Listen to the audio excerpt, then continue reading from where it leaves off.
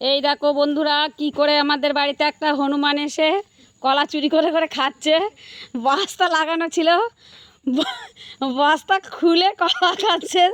দেখুন দেখুন, এই দেখুন, এই দেখুন,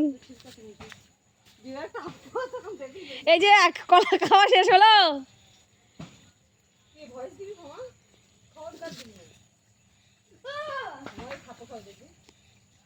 এই লাঠি দে তো একটা,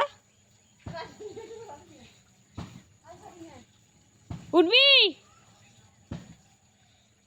আমাদের জন্য 2-4টা রেখে যা।